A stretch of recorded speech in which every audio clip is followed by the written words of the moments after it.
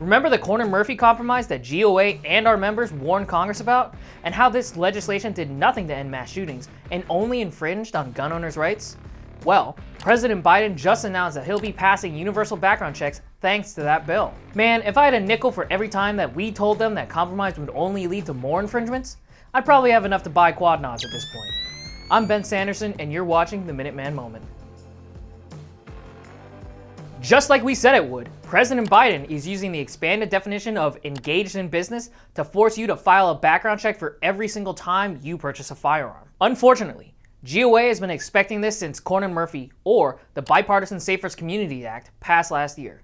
We warned politicians and their staff on Capitol Hill, expanding the definition of FFLs, federal firearms licensees, could require anyone who sells more than one gun to do so through an FFL, resulting in a backdoor mechanism for universal background registration checks, just as the Obama administration attempted. Biden said as much just a few days ago when the White House released their budget proposal. The ATF is taking millions more in your tax dollars to expand background checks for this very reason. Aiden Johnson, GOA's Director of Federal Affairs, added further on why this bill was bad from the beginning. We warned the public that Senator Cornyn's compromise on your rights was merely the first step in a larger effort to create universal background registration checks, which the president openly states is his goal. Gun owners didn't get anything from this so-called compromise, except for their constitutional rights violated with backdoor UBCs, gun confiscation laws, and more. This administration is waging an all-out war on the Second Amendment, and patriots nationwide need to make their voices heard to ensure that a compromise never crosses the Resolute desk again. Nevertheless, Congress rushed to sign gun rights away, including 15 GOP senators. When we told the anti-gunners in Congress how this bill was poison and would just add fuel to the fire for President Biden to go beyond what was written,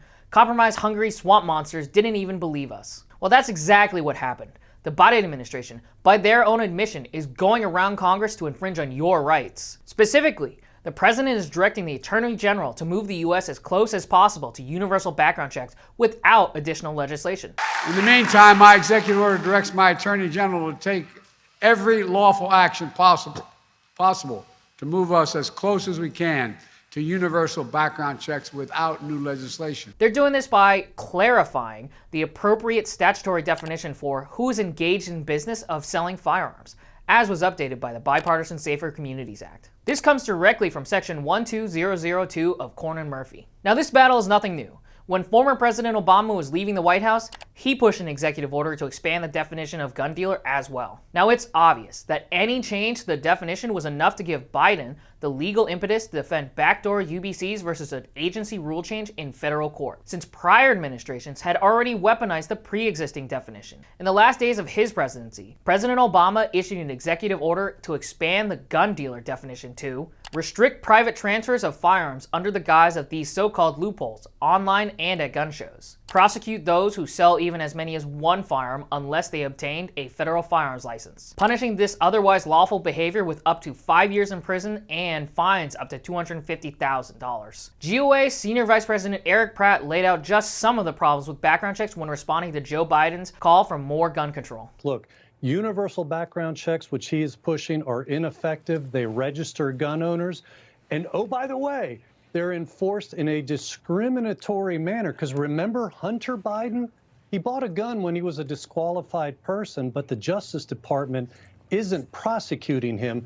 If that had been you or me, Rob, we'd be in jail. The support for universal background checks is fake. No doubt you've seen Crazy Karen on Facebook post 200% of people support background checks. The fact is, most people who answered those anti-gun surveys don't fully understand what a universal background check is, or that they're actually universal registration checks. According to a survey of 1,000 people done by the Crime Prevention Research Center, 86% say that they support background checks on all gun sales or transfers. But as soon as they're asked follow-up questions which explain how this would look as policy, support starts to drop. When they're asked, say a stalker is threatening a female friend of yours late on a Saturday night. She asked if she can borrow your handgun until she has a chance to buy one.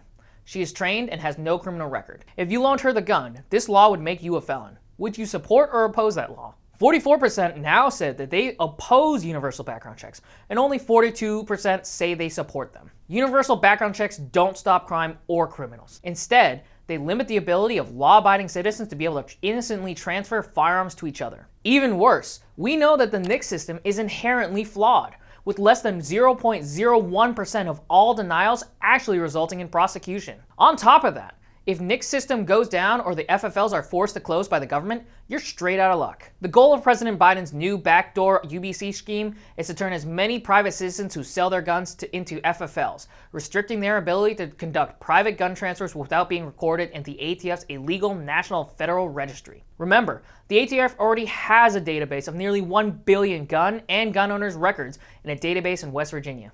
It's absolutely ridiculous that Congress helped President Biden universalize and expand the background check system when the Bureau of Alcohol, Tobacco, Firearms, and Explosives has exploited and abused it for the creation of a near billion record gun registry. This is in violation of 1 federal statute and 2 Appropriation Act's restrictions. This is why it's important to get behind bills like Representative Michael Cloud's no registry rights, which go directly after the entire illegal registry. Anyways, guys, thanks for watching. I'll catch you next time.